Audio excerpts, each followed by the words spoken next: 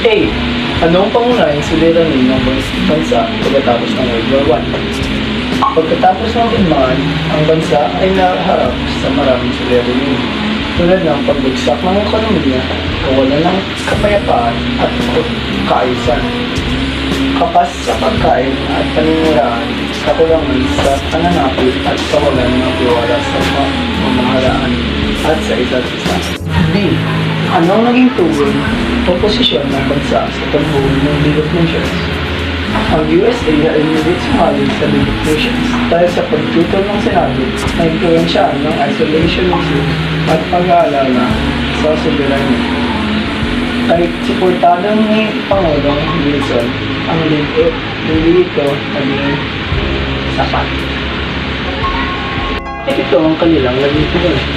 Bago pa sumabog ng World War I, pinati na ng Europa sa dalawang malalaking kampo.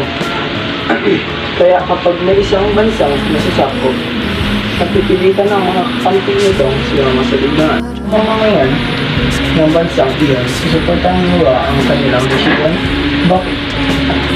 Opo, susuportahan ko ang desisyon ng USA na sumali sa World War I. Pero may mga kondisyon at dahilan kung bakit.